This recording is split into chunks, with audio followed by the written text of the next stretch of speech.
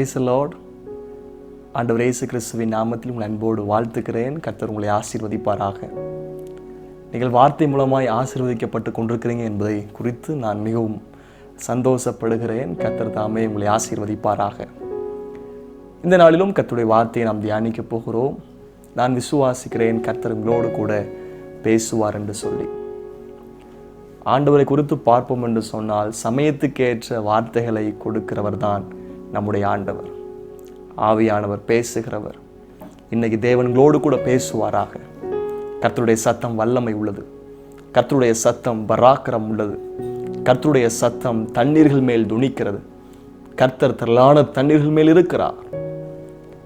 அந்த தேவன் இன்னைக்கு உங்களோடு கூட பேசுவாராக. மனுஷன் அப்பத்தினால் மாத்திரமல்ல, கர்த்தருடைய வாயிலிருந்து புறப்படுகிற ஒவ்வொரு வார்த்தையினாலும் பிழைப்பான் என்று சொல்லி வேத வசனம் சொல்லுகிறது. வானம் பூமியெல்லாம் ஒளிந்து போனாலும் கர்த்தருடைய வார்த்தை ஒரு நாளும் ஒளிந்து போவது இல்லை. இந்த வார்த்தைக்காய் காத்திருங்க. இன்றைக்கு கர்த்தர் உங்களோடு கூட பேசுவாராக. கர்த்தர் நம்மோடு கூட பேசும்படிக்கு ஒரு விஷயம் நாம் தேவ சமூகத்தில் ஆண்டவரிடத்தில் நாம் கேட்போம். ஆண்டவரே எங்களோடு கூட பேசும் என்று சொல்லி. அன்பு தகப்பனே, இயேசு கிறிஸ்துவின் நாமத்தில் ஜெபிக்கிறேன். இந்த ஆசீர்வாதமான நேரத்திற்காக உமக்கு ஸ்தோத்திரம். எல்லாம் மாறிக்கொண்டிருக்கிறது. நேற்றும் இன்றும் நாளை என்றும் மாறாத தேவன் நீர் ஒருவரே. உம்முடைய வார்த்தை மாறுவது இல்லை, வசனம் மாறுவது இல்லை. வார்த்தை மூலமாய் தம்முடைய பிள்ளைகளை ஆசீர்வதியும். கர்த்தர் பேசும். இயேசுவின் நாமத்தில் ஜெபிக்கிறேன் நல்ல பிதாவே, ஆமென். கர்த்தருடைய நாமத்துக்கு மகிமை உண்டாகட்டும். ஆண்டவர் உங்களோடு கூட பேசுவாராக. கர்த்தர் நம்மோடு கூட பேசும்படிக்கு ஒரு வேத பகுதியை நாம் தியானிக்க போகிறோம். செய்திக்கு ஆதாரமாக ஒரு வசனத்தை நாம் வாசிக்கலாம். உபாகமத்தின் புத்தகம் 6ஆம் அதிகாரம் 3வது வசனம். உபாகமம் 6ஆம் அதிகாரம் 3வது வசனம். இஸ்ரவேலே, நீ நன்றாயிருப்பதற்கும் உன் பிதாக்களின் தேவனாகிய கர்த்தர் உனக்கு சொன்னபடி பாலும் தேனும் ஓடுகிற தேசத்தில் நீ மிகவும் விருத்தி அடைவதற்கும் அவைகளுக்கு செவி கொடுத்து அவைகளின்படி செய்ய சாவதானமாய் இரு. நான் வாசித்த இந்த 3ஆம் வசனத்துடைய முதல் பகுதியை நான் ஒரு விசை கூட வாசிக்கிறேன். இஸ்ரவேலே, நீ நன்றாயிருப்பதற்கும். இஸ்ரவேலே, நீ நன்றாயிருப்பதற்கும். இன்றைக்கு செய்தி என்னவென்று சொன்னால், நீங்கள் நன்றாயிருப்பீர்கள். நீங்கள் நன்றாயிருப்பீர்கள். பொதுவாய் இந்த உலகத்தில் யாருமே நன்றாய் இருக்க வேண்டும் என்று சொல்லி அதிகமாய் விரும்புவது இல்லை. யார் அப்படின்னா, சொந்த குடும்பமே நன்றாய் இருக்க வேண்டும் என்று சொல்லி விரும்புகிறது இல்லை. சொந்த பிள்ளைகள் நன்றாய் இருக்க வேண்டும் என்று சொல்லி சில பெற்றோர்கள் விரும்புவது இல்லை. சபைக்குள்ள பார்த்தீங்கன்னா, மற்ற நபர்கள் ஆசீர்வதிக்கப்படுவது நன்றாய் இருப்பதை குறித்து மற்ற நபர்களுக்கு விருப்பம் இல்லை. ஒருவருக்கு ஒருவர் இன்றைக்கு நன்றாய் இருக்க வேண்டும் என்று சொல்லி விருப்பங்கள், ஆசைகள் இல்லாமல் இருக்கிறார்கள். இதே போலத்தான் பழைய ஏற்பாட்டு காலத்தில் இஸ்ரவேல் ஜனங்கள், ஆண்டவர் இஸ்ரவேல் ஜனங்களை எகிப்திலிருந்து கானானுக்கு கொண்டு போய் கொண்டிருக்கிறார். அடிமைத்தனத்தின் வாழ்க்கையிலிருந்து ஆண்டவர் இவர்களை கானானுக்கு நேராய் கொண்டு போய் கொண்டிருக்கிற நேரத்தில் ஆண்டவர் பேசின வார்த்தை, இஸ்ரவேலே, நீ நன்றாயிருப்பதற்கு. இந்த உலகத்தில் நீங்கள் நன்றாயிருப்பதற்கு விரும்புகிற ஒருவர் மட்டும் உண்டு. அவர் இரட்சகராக இயேசு கிறிஸ்து மட்டுமே. ஐயோ, மனிதர்கள் ஒருவேளை நன்றாயிருக்க வேண்டும் என்று சொல்லி ஏங்கினது போல உங்கள் முகத்துக்கு தெரியும். ஆனால் அவருடைய இருதயத்தில் உங்களுக்கு என்ன தெரியும்? ஆசீர்வதிக்கும் போது எப்படி தெரியுமா ஆசீர்வதிப்பாங்க? நல்லா இருப்ப, நீ நல்லா இருப்பப்பா. யார் பத்த பிள்ளையோ. ஒருவேளை ஆசீர்வதிக்கும் போது வார்த்தை மூலமாய் நீங்க நல்லா இருப்பீங்க என்று சொல்லி பலர் பேசியிருக்கலாம். ஆனால் அவர்களுடைய இருதயத்தில் இனத்திரமா இருக்கிறது நீங்க விளங்காம போனோம், நல்லா இருக்க மாட்டீங்க. இப்படித்தான் அவருடைய இருதயங்கள் இன்றைக்கு இருக்கிறது. சில வியாபாரங்கள் நன்றாய் இருக்க வேண்டும் என்று சொல்லி அடுத்த வியாபாரி விரும்புவது இல்லை. சிலருடைய பிசினஸ் நன்றாய் இருந்து கொண்டிருக்கிறது, அது நல்லா இருக்க வேண்டும் என்று சொல்லித்தான் அடுத்த பிசினஸ் பண்றவங்க விரும்புறாங்க. கடை வியாபாரம் வைத்திருக்கிறவங்க பக்கத்து கடைக்காரங்க விரும்புறது அந்த கடை நல்லா இருக்கக்கூடாது.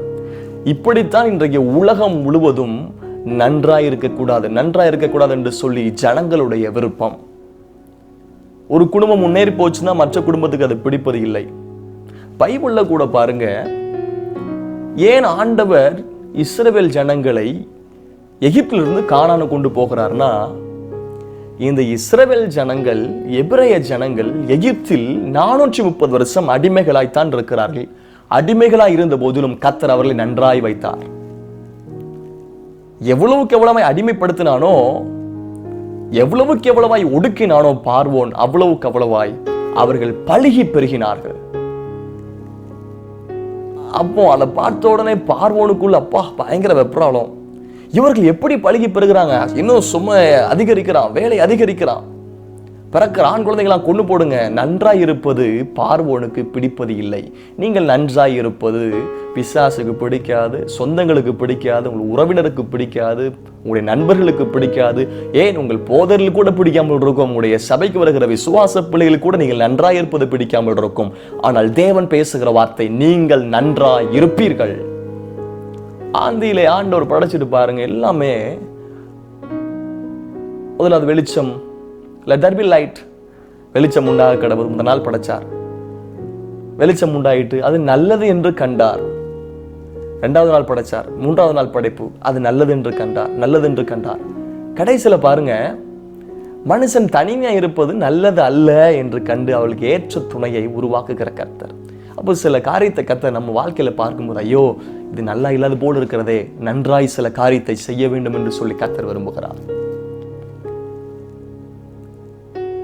அநேகருடைய ஆசீர்வாதத்தை பார்க்கும்போது, உயர்வை பார்க்கும்போது, சந்தோஷத்தை பார்க்கும்போது, சமாதானத்தை பார்க்கும்போது, மற்றவர்களுக்கு இவர்கள் நன்றாய் இருக்கக்கூடாது என்று சொல்லி அநேக மனுஷருடைய சூழ்ச்சிகள், பில்லி சூனியங்கள், செய்வினைகள், மாந்தர கிரியைகளை இன்றைக்கு செய்து கொண்டிருக்கிறார்கள். ஆனால் தேவன் யார் தெரியுமா? நீங்கள் நன்றாய் இருக்க வேண்டும் என்று சொல்லி விரும்புகிற கர்த்தராய் இருக்கிறார். இந்த வாக்குத்தத்த வார்த்தை இஸ்ரவேல் ஜனங்களுக்கு, அவர்கள் எகிப்திலிருந்து கானானுக்கு பக்கத்துல போயிட்டு இருக்கிறாங்க. அப்போ அந்த நேரத்தில் கர்த்தர் இவரோடு கூட பேசின வார்த்தை, இஸ்ரவேலே நீ நன்றாயிருப்பதற்கும் நீ நன்றாயிருப்பாய்.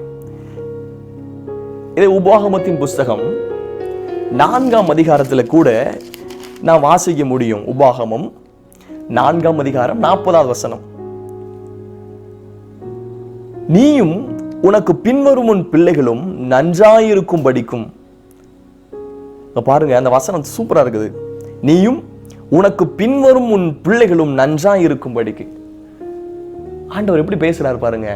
நீங்க நன்றாய் இருப்பீங்க, உங்களுடைய பிள்ளைகள், பிள்ளைகளின் பிள்ளைகள் நன்றாய் இருப்பார்கள் என்பதை கர்த்தர் வாக்குத்தத்தம் பண்ணுகிறார். நீங்கள் சாபத்துக்குள் ஆக வேண்டும், சபிக்கப்பட்டு போக வேண்டும், அழிய வேண்டும் அப்படிங்கிறது தேவனுடைய விருப்பம் அல்ல, சித்தம் அல்ல. நீங்கள் நன்றாயிருக்க வேண்டும் என்பதுதான் கர்த்தருடைய விருப்பமாயிருக்கிறது. இந்த வார்த்தையை கேட்டுக்கொண்டிருக்கிற உங்களுக்குள் ஒரு வாஞ்சை உண்டாகட்டும், என் தேவன் என்னை நன்றாய் வைப்பாரா? சிலருக்குள் ஏக்கம் பயங்கரமா இருக்கும். ஐயோ நான் நல்லா இல்லையே, நன்றாய் இல்லையே, நன்றாய் வாழ்வதற்கு ஏற்ற சூழ்நிலைமைகள் இல்லையே, நான் நன்றாய் வாழ்வதற்கு எனக்குள் பலன் இல்லையே, நான் நன்றாய் வாழ்வதற்கு எனக்குள்ள சம்பாத்தியம் இல்லையே, நன்றாய் வாழ்வதற்கு திறமை இல்லையே, பலன் இல்லையே. ஆனால் இன்றைக்கு கர்த்தர் பேசுகிறார், நீங்கள் நன்றாய் இருப்பீர்கள், உங்கள் பிள்ளைகள் நன்றாய் இருப்பார்கள் என்பதை கர்த்தர் வாக்குத்தத்தம் பண்ணுகிறார். பொதுவா ஜனங்கள் ரசிக்கப்படாதவங்க, தூற்றி பேசுறவங்க எப்படி பேசுவாங்க பாருங்க, சபிச்சு பேசுவாங்க, நல்லா இருக்க மாட்டேன். தாவீதை கூட சீமையை சபிக்கிறார், கற்களை தூக்கி எறிஞ்சு இரத்த பிரியனை தொலைந்து போ, இரத்த பிரியனை தொலைஞ்சு போ. இப்படியெல்லாம் பல தூசண வார்த்தைகள், சபிக்கிற வார்த்தைகள். அதாவது காரணம் இல்லாமல் இட்ட சாபம் தங்காது அப்படின்னா காரணத்தோடு இட்ட சாபம் தங்கும். அப்போ இன்றைக்கு ஏதோ ஒரு சின்ன தவறு பண்ணும்போது உடனே ஜனங்கள் சபிக்கிறாங்க. பிடிக்காத நபரோ, பகை உள்ளவர்களோ, மண் அள்ளி போட்டு வாரி போட்டு நீங்க வழங்க மாட்டீங்க, இப்படி நாசமா போவீங்க, அப்படி நடக்கும், இப்படி நடக்கும். இன்னைக்கு சிறு பிள்ளைகள் கூட சபிக்கிற நிலைமையில் ஆகி விட்டார்கள் இன்றைக்கு. காரணம் அவ்வளவுக்கு அவ்வளவாய் பகை, விரோதங்கள், கலவரங்கள் இன்னைக்கு ரொம்ப பெருகி கொண்டிருக்கிறதுனால் இன்றைக்கு ஒருவரும் நன்றாய் இருக்க வேண்டும் என்பதை ஒருவரும் விரும்பவில்லை. நமக்குள் ஏக்கம் இருக்கலாம், நான் நல்லா இருக்கணுமே அப்படின்னு சொல்லிட்டு. ஆனால் பரமபிதா தேவனாகிய கர்த்தர் நீங்க நன்றாய் இருக்க வேண்டும் என்பதை அவர் வாக்குத்தத்தம் பண்ணுகிறார். இதே உபாகம் 6ஆம் அதிகாரத்தில் சில வசனத்துல நீங்க பாத்தீங்கன்னா, உபாகம் 6ஆம் அதிகாரத்தில் வசனம் 18ஆம் வசனம் பாருங்க. நீ நன்றாயிருப்பதற்கும் கர்த்தர் உன் பிதாக்களுக்கு ஆணையிட்டு கொடுத்த நல்ல தேசத்தில் நீ பிரவேசித்து அதை சுதந்தரிப்பதற்கும், பாருங்க, நீ நன்றாயிருப்பதற்கும். அதே மாதிரி வசனம் 24 வசனம், உபாகம் 6:24, இந்நாளில் இருக்கிறது போல நம்மை அவர் உயிரோடு காப்பதற்கும் எந்நாளும் நன்றாயிருப்பதற்கும் நம்முடைய தேவனாகிய கர்த்தருக்கு பயந்து இந்த எல்லா கட்டளைகளின்படியும் செய்ய கர்த்தர் நமக்கு கட்டளையிட்டு இருக்கிறார். அதுல இந்த வார்த்தையை பாருங்க, எந்நாளும் நன்றாய் இருப்பதற்கும். தேவனுடைய விருப்பம் நீங்கள் எந்நாளும் நன்றாய் இருக்க வேண்டும். ராவானாலும் பகலானாலும் லாபமானாலும் நஷ்டமானாலும் கண்ணீரானாலும் துக்கமானாலும் நீங்கள் நன்றாய் இருப்பீர்கள் என்பதை கர்த்தர் வாக்குத்தத்தம் பண்ணுகிறார். விசுவாசித்துக் கொள்ளுங்கள். அந்த வார்த்தையை அறிக்கை செய்யுங்க, நான் நன்றாய் இருப்பேன், கர்த்தர் என்னை நன்றாய் வைப்பார். இன்றைக்கு வார்த்தை என்னவென்று சொன்னால், நீங்கள் நன்றாய் இருப்பீர்கள். பார்க்குற ஜனங்களை உங்களை பார்த்து சொல்லணும், ஐயோ ரொம்ப நல்லா இருக்கிறாங்க, அவங்க ரொம்ப நல்லா இருக்கிறாங்க. நல்லா இருப்பாங்கன்னு சொல்றதை காட்டிலும் நீங்கள் நன்றாக இருக்கிறீர்கள் என்பதை அவர்கள் உங்களை கண்டு சாட்சி சொல்கிற நாட்களை கத்த தருவாராக. ஐயோ அந்த பிள்ளையா ரொம்ப நல்லா இருக்கிறாங்க, வேலை நல்லா இருக்குது, அவங்களுடைய வாழ்க்கை நல்லா இருக்குது, குடும்பம் நல்லா இருக்குது, சபை நல்லா இருக்குது, ஊழியம் நல்லா இருக்குது. இந்த வார்த்தையை கேட்க நமக்குள்ள அந்த நாட்களை தருவாராக என்று சொல்லி உங்களை வாழ்த்துகிறேன். சரி, எல்லாருடைய ஏக்கம், நான் நல்லா இருக்கணும், என்னை யார் நல்லா வைப்பார். ஆண்டவர் இயேசு கிறிஸ்து ஒருவரே நம்மை நன்றாய் வைக்கிறவர். நன்றாய் இருப்பதற்கு நான் என்ன செய்ய வேண்டும்? இந்த அதிகாரத்தில் ஆண்டவர் இந்த ஜனங்களுக்கு கொடுக்கப்பட்டிருக்கிற அறிவுரைகளை நாம் தியானிக்க போகிறோம். ஆண்டவர் வாக்குத்தத்தம் கொடுத்துக்கிறாங்க, நீங்க நன்றாய் இருப்பீங்க. அப்போ நன்றாய் இருப்பதற்கு என்ன செய்ய வேண்டும் என்று சொல்லி கூட இங்கே போடப்பட்டிருக்கிறது. எல்லா வாக்குத்தத்தங்களும் ஆசீர்வாதங்களும் கட்டளைகள் இல்லாமல், கற்பனைகள் இல்லாமல் ஆசீர்வாதம் இல்லை. கற்பனைகள் கட்டளைகளை கை கொண்டால் தான் ஆசீர்வாதம். அவர் கொடுக்கப்பட்டிருக்கிற நிபந்தனைகளுக்கு உட்பட்டு நடந்தால்தான் நமக்கு ஆசீர்வாதங்கள் உண்டு. ஆகவே இந்த வார்த்தைகள் மிக நமக்கு அவசியம். நன்றாய் இருக்க வேண்டும் என்று சொல்லி ஏக்கம் இருக்கிறது, ஆனால் அது நன்றாய் இருப்பதற்கு என்ன செய்ய வேண்டும் என்று சொல்லி கர்த்தர் சொல்லி தருகிறார். அதை நாம் கை கொள்வோம். அது 6ஆம் அதிகாரத்தினுடைய 4வது வசனம். 3ஆம் வசனத்தில் இஸ்ரவேலே நீ நன்றாய் இருப்பதற்கும் என்று சொல்லி பேசியிருக்கிறார்.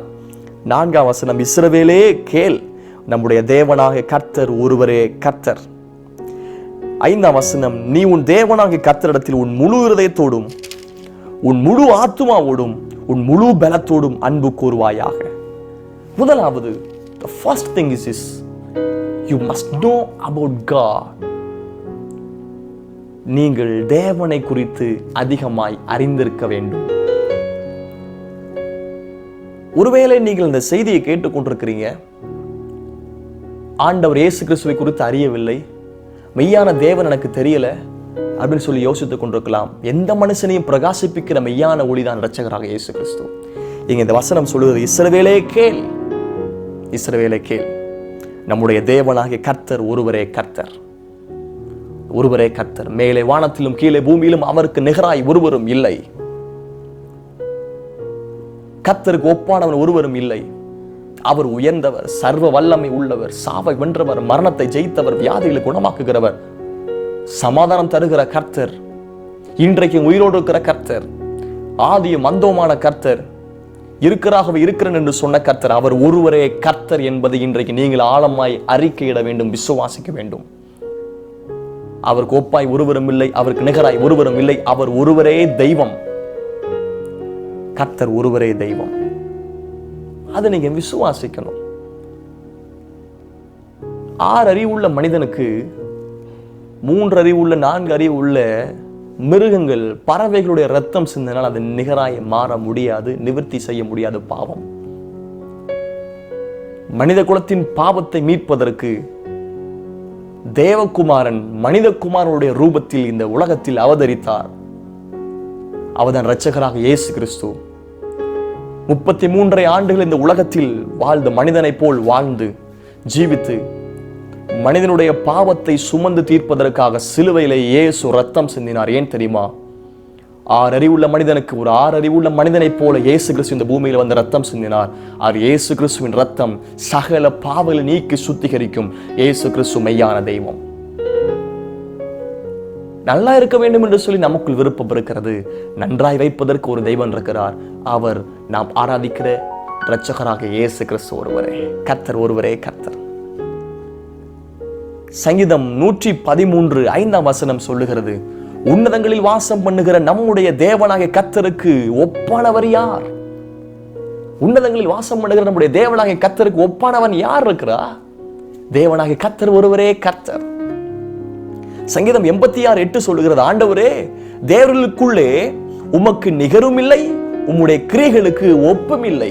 உமக்கு நிகராய் ஒருவரும் இல்லை, உம்முடைய கிரியைகளுக்கு ஒப்பில்லை. அவ்வளவு உயர்ந்த தேவன், உயரமும் உன்னதமான சிங்காசனத்தில் வீற்றிருக்கிற கர்த்தர், சேனைகளின் கர்த்தர், பரிசுத்தர் பரிசுத்தர் பரிசுத்தர் என்று சொல்லி ஓயாமல் துதிக்கப்படத்தக்கவர் தான் அவர். அவர் நடத்துகிறவர் தேவனாகிய கர்த்தர் ஒருவரே கர்த்தர்.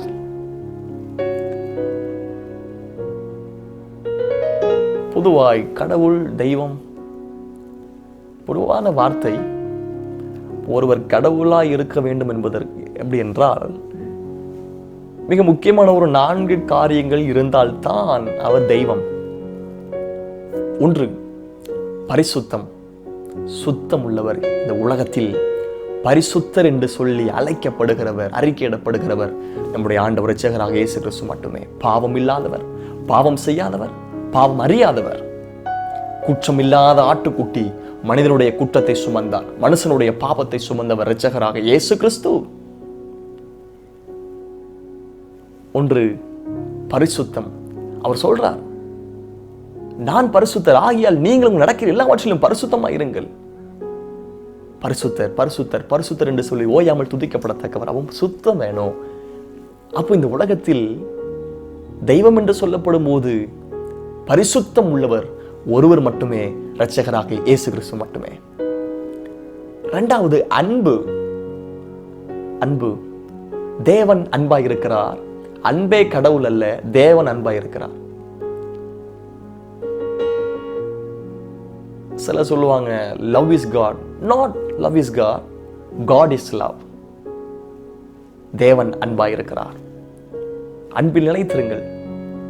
அன்பில்லாத தேவன் அறியான். அப்போ ரொம்ப அன்பு நிறைந்தவர், மிக அன்பு இரக்கம் நிறைந்தவர் இரட்சகராக இயேசு கிறிஸ்து. 3வது, பட்சபாதம் இல்லாதவர். எந்த பட்சபாதம் கிடையாது, நீதியுடைய தேவன் இரட்சகராக இயேசு கிறிஸ்து. 4வது, மிக முக்கியமாக, எங்கும் எப்பொழுதும் உயிரோடு இருக்க வேண்டும். ஒரு தெய்வம் இருக்கும் என்று சொன்னால் எங்கும் எப்பொழுதும் உயிரோடு இருக்கிறவர் இரட்சகராக இயேசு கிறிஸ்து மட்டுமே. மரித்தேன் ஆனாலும் சதா காலங்களிலும் உயிரோடு இருக்கிறேன் என்று சொன்னவர் இயேசு கிறிஸ்து மட்டுமே. இன்றைக்கும் பிரசன்னமாயிருக்கிறார். அவர் தேவன் ஆவியா இருக்கிறார். அவரை தொழுது கொள்ளுகிறவர்கள் ஆவியோடும் உண்மையோடும் தொழுது கொள்ள வேண்டும் என்று சொல்லி வேத வசனம் சொல்லுகிறார். ஐயா அம்மா, இயேசு உண்மையான தெய்வம், அவர் உண்மையான தெய்வம், அவர் உண்மையான கடவுள், அவர் ஒருவரே கர்த்தர்.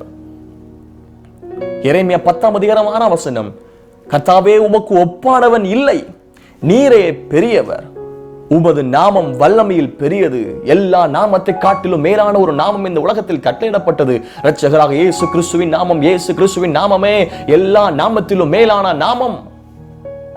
எல்லா முழங்காலும் அவருக்கு முன்பதாக முடங்கும், எல்லா நாவுகளும் அவரை அறிக்கை செய்யும், இயேசுவே ஆண்டவர், இயேசுவே ஆண்டவர் என்று சொல்லி அவர் ஒருவரே கர்த்தர். இயேசு கிறிஸ்து இல்லாமல் மீட்பு இல்லை, இயேசு கிறிஸ்து இல்லாமல் ரட்சிப்பு இல்லை, இயேசு கிறிஸ்து இல்லாமல் பாவ மன்னிப்பு இல்லை, இயேசு கிறிஸ்து இல்லாமல் உங்களுக்கு விடுதலை இல்லை, இயேசு கிறிஸ்து இல்லாமல் உங்களுக்கு சுகம் இல்லை, இயேசு கிறிஸ்து இல்லாமல் உங்களுக்கு விடுதலை இல்லை, இயேசு கிறிஸ்து இல்லாமல் சாபம் போகவில்லை. இயேசு ஒருவர் மட்டுமே சாபத்தை நீக்குகிறவர், இயேசு ஒருவர் மட்டுமே வியாதியை மாற்றுகிறவர், இயேசு ஒருவர் மட்டுமே சாபத்தை மாற்றுகிறவர், இயேசு ஒருவர் மட்டுமே உங்களுக்கு தரித்திரத்தை மாற்றுகிறவர். இயேசு ஒருவரே தெய்வம். நன்றாயிருக்க வேண்டும் என்று சொன்னால் அவரை விசுவாசிங்க, அறிக்கையிடுங்கள். ஆண்டவரே, நீ ஒருவரே தெய்வம், உம்முடைய உயிர்த்தெழுதலை விசுவாசிக்கிறேன், நீ பாடுபட்டதை விசுவாசிக்கிறேன், ரத்தம் சிந்துதலை விசுவாசிக்கிறேன், மீண்டும் வரப்போகிறதை விசுவாசிக்கிறேன், இப்பொழுது எனக்காக இருக்கிறேன் என்பதை விசுவாசிக்கிறேன். ரட்சிப்பை தர வல்லவர் அவர். பூமியின் எல்லை எங்கும் உள்ளவர்களே, என்னை நோக்கி பாருங்கள், அப்பொழுது ரட்சிக்கப்படுவீர்கள். நானே தேவன், வேறு ஒருவரும் இல்லை. வேதாகம் சொல்லப்பட்டிருக்கிறது. ஏசாயா 45:22-23. நானே தேவன், வேறு ஒருவரும் இல்லை. ஏசாயா 46:9 முந்தி பூர்வ காலத்தில் நடந்தவைகளை நினையுங்கள். நானே தேவன், வேறு ஒருவரும் இல்லை. நானே தேவன், எனக்கு சமமானவன் இல்லை. ஆண்டவர் சொல்றார், எனக்கு சமமானவன் இல்லை. மேலே வானத்திலும் கீழே பூமியிலும் அவர் மாத்திரமே தெய்வம். செங்கடலை பிளந்தவர், யோர்தானை பிரித்தவர், எரிகோவை உடைத்தவர், உலர்ந்த எலும்பு பள்ளத்தாக்கில் எழுந்து எலும்புகள் நிறைந்த பள்ளத்தாக்கில் சேனைகளாய் எழுப்பினவர் ஆண்டவர் ஒருவரே கர்த்தர். அவரை விசுவாசிப்பீர்களா? அவரை நம்புவீங்களா? அவர்கிட்ட ஜெபம் பண்ணி பாருங்க. உங்களுடைய காரியங்கள் எல்லாவற்றுக்கும் ஒரு பெரிய ஜெயம் உண்டு. ஜெயமோ கர்த்தரால் வரும். ஜீவன் உள்ள கர்த்தர், எங்கும் எப்போதும் உயிரோடு இருக்கிற கர்த்தர். அந்த தேவன் உங்களோடு கிடந்த பெரிய காரியத்தை செய்வாராக. ஆகைய மண்டலத்தில் கர்த்தருக்கு நிகரானவர் யார்? பலவான்களின் புத்திரரில் கர்த்தருக்கு ஒப்பானவர் யார் என்று சங்கீதம் நாம் 89:6 பார்க்கிறோம். சங்கீதம் 89:8, சேனைகளின் தேவனாகிய கர்த்தாவே, உம்மை போல் வல்லமை உள்ள கர்த்தர் யார்? அவரை போல வல்லமை உள்ள கர்த்தர் யார்? கர்த்தர் ஒருவரே. He is Lord. He is Lord. He is Lord. அவரே ஆண்டவர். அவரே ஆண்டவர். பொருள் எப்படி ஆண்டவராய் மாற முடியும்? பணம் எப்படி ஆண்டவராய் மாற முடியும்? சொத்துக்கள் எப்படி ஆண்டவராய் மாற முடியும்? கல் எப்படி ஆண்டவராய் மாற முடியும்? மரம் எப்படி ஆண்டவராய் மாற முடியும்?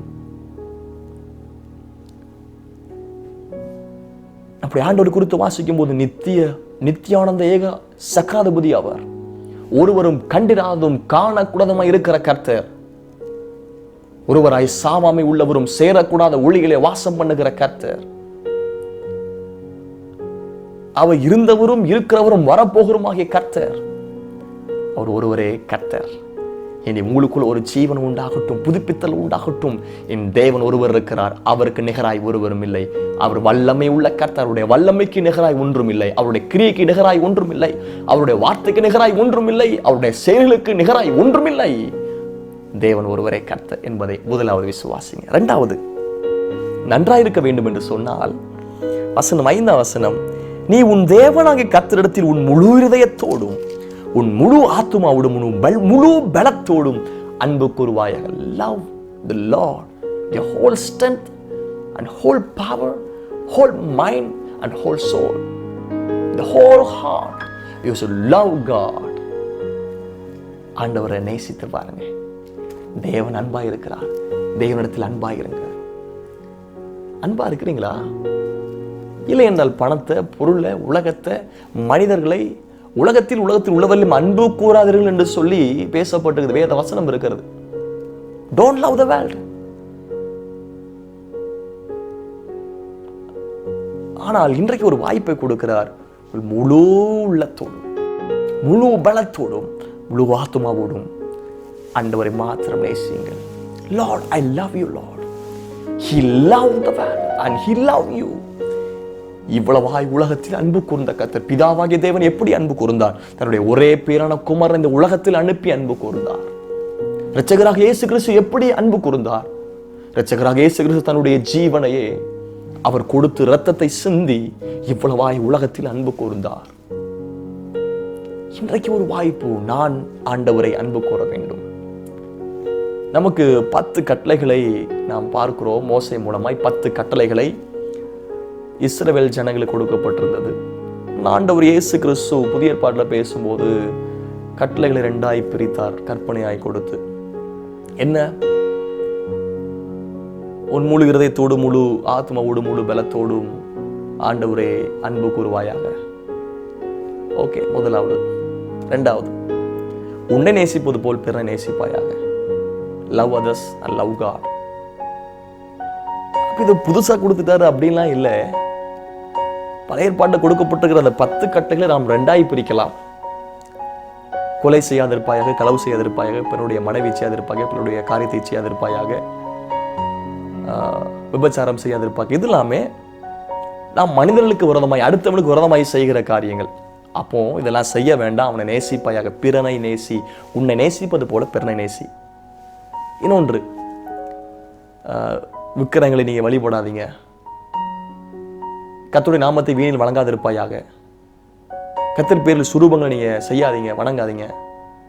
ஓய்வு நாளை பரிசுத்தமாய் ஆசரிப்பாய். இதெல்லாமே கர்த்தரை அன்பு கூற வேண்டும் என்பதற்காக அவர் சொல்லப்பட்ட காரியம். இன்றைக்கு தேவனிடத்தில் அன்பு இருக்கிறதா? ஆதியில் கொண்டிருந்த அன்பு இருக்கிறதா? ஆதியில் கொண்டிருந்த அன்பை விட்டா என்று சொல்லப்படுகிறது. ஆதி அன்புக்கு நீ திருப்பப்பட வேண்டும். நீ நன்றாக இருக்கிறீர்கள். இரண்டாவது, ஆண்டவரை முழுமையா நேசிங்க. Whenever you are getting time to worship God, let's say that, Lord, I love you. Holy Spirit, I love you. Father God, I love you. Jesus Christ, I love you because you loved me. You loved me. You are all together worthy. You are all together lovely. அவர் நேசத்துக்குரியவர், பாசத்துக்குரியவர், மிகவும் அன்புள்ள தேவன். ஆண்டவர் நேசித்து பாருங்க, அன்பு கூர்ந்து பாருங்க, நம்முடைய இருதயத்தை கர்த்தரிடத்தில் ஊற்றி பாருங்க. கர்த்தர் உங்களை ஆசீர்வதிப்பார். மூன்றாவதாக வசனம் 13ஆம் வசனம், உன் தேவனாகிய கர்த்தருக்கு பயந்து அவருக்கே ஆராதனை செய்து அவருடைய நாமத்தை கொண்டு ஆணையிடுவாயாக. நன்றாய் இருக்க வேண்டும் என்று சொன்னால் உன் தேவனாகிய கர்த்தருக்கு பயந்து அப்படின்னு சொல்லப்பட்டிருக்கிறது. நம்முடைய ஆண்டவருக்கு பயப்படணும். கர்த்தருக்கு பயப்படுதலே ஞானத்தின் ஆரம்பம். தேவ பயம் மிகவும் அவசியம். நம்முடைய உயர்வுக்கு மிக அவசியம் தேவ பயம். தேவ பயம் அவசியமா இருக்கிறது. யோசேப்பு கர்த்தருக்கு பயந்திருந்தான். ஆபிரகாம் கர்த்தருக்கு பயப்படுகிறவன். கர்த்தருக்கு பயப்படும் போது நமக்கு உயர்வு இருக்கிறது. அதுபோல பாருங்க, என்ன பண்ண வேண்டும்? நன்றாக இருக்க வேண்டும் என்று சொன்னால் அவருக்கு பயந்து ஆராதனை செய்ய வேண்டும். என் துதியை வேற யாருக்கும் கூட, என் மகிமை வேற யாருக்கும் கூட என்று சொல்லப்பட்டிருக்கிறது. அப்போ அந்த கர்த்தர் ஒருவரே கர்த்தர், அவருக்கு மட்டுமே எல்லா கனமும் மகிமை உரித்தாக வேண்டும். புகழ் கனம் எல்லாவற்றிற்கும் பாத்திர, துதிக்கு பாத்திர இரட்சகராக இயேசு கிறிஸ்து மட்டுமே ஆராதனைக்குரியவர் அவர்தான். We should adore him, we should worship him, we should magnify him, we should proclaim his name. Oh, great is the Lord, greatly to be praised. தேவனுடைய நகரத்தில் மிகவும் துதிக்கப்படத்தக்கவராகவே அவரை நாம் ஆராதிக்க வேண்டும். அவர் ஆராதனைக்குரியவர். நன்றாக இருக்க வேண்டும் என்று சொன்னார். அதுக்கப்புறம் பாருங்க 17ஆம் வசனம், உன் தேவனாகிய கர்த்தர் உங்களுக்கு கற்பித்த அவருடைய கற்பனைகளையும் அவருடைய சாட்சிகளையும் அவருடைய கட்டளைகளையும் கருத்தாய் கை கொள்வாயாக. அடுத்த வசனம், நீ நன்றாக இருக்கும்படிக்கு. அப்போ நான் நன்றாக இருக்க வேண்டும் என்று சொன்னால் கற்பனைகள், கொடுக்கப்பட்டிருக்கிற வேத சத்தியங்களை கை கொள்வாயாக. இதை கேட்கிறவனும் வாசிக்கிறவனும் கை கொள்ளுகிறவனும் பாக்கியவான். வாசிப்பது மட்டுமல்ல, கேட்பது மட்டுமல்ல, கேட்கப்படுகிற ஒவ்வொரு வார்த்தைகளும் வாழ்க்கையில் அப்பியாசப்படுத்த கிருபை தருவாராக. அதன்படி கேட்டு நடந்திருப்பீர்கள் என்று சொன்னால் நன்றாக இருக்க தேவன் உங்களை வாய்க்க செய்வாராக. வார்த்தையின்படி நாம் நடக்க ஆயத்தப்படுவோம்.